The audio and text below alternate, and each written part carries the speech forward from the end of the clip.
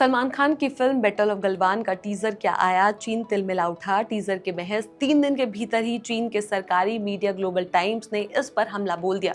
चीन का आरोप है कि फिल्म में तथ्यों को तोड़ा मरोड़ा गया, इतिहास के साथ छेड़छाड़ की गई और इसे जरूरत से ज्यादा ड्रामेटिक दिखाया गया।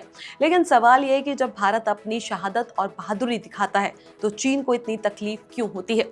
नमस्कार, मेरा नाम है चेष्टा नागर और आप सभी देख रहे हैं द हिंदी टॉप का खास सेगमेंट सिनेमा टॉप। 15 जून 2020 गलवान घाटी, भारत और चीन के सैनिकों के बीच हुई वह झड़प जिसने पूरी दुनिया का ध्यान खींचा। बिना गोली चलाए सिर्फ लाठियों और हाथापाई में भारत के 20 जाबाज सैनिक शहीद हो गए।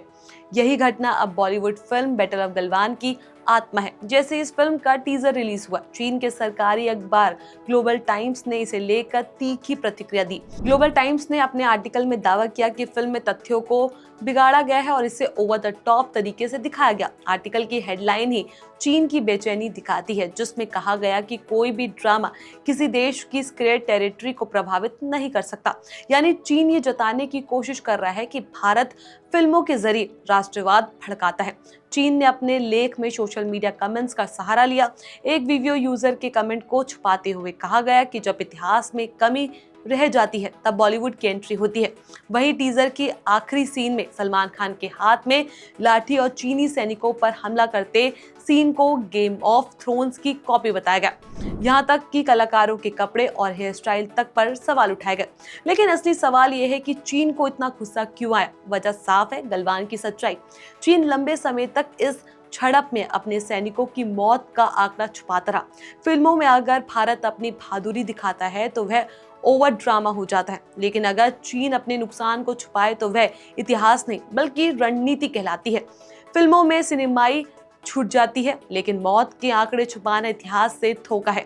चीन को यह भी याद रखना चाहिए कि भारतीय सैनिक सिर्फ फिल्मों में ही नहीं, जमीन पर भी डटकर मुकाबला करते हैं। 2017 में डोकलामा में 73 दिनों तक भारतीय सैनिक डटे रहे और आखिरकार चीनी सैनिकों को पीछे हटना पड़ा। पूर्वी लद्दाख में भी भारत की मजबूती के चलते चीन को समझौता करना पड़ा। तकनीकी और बजट के डींगे हाँकने से जमीनी हकीकत नहीं बदलती। बैटल ऑफ गलवान में सलमान खान का किरदार बिहार रेजिमेंट के कमांडिंग ऑफिसर कर्नल बी संतोष बाबू से प्रेरित है। वही संतोष बाबू जिन्होंने चीनी सैनिकों को भारतीय इलाके में पेट्रोलिंग से रोका और वीर गति को प्राप्त हुई।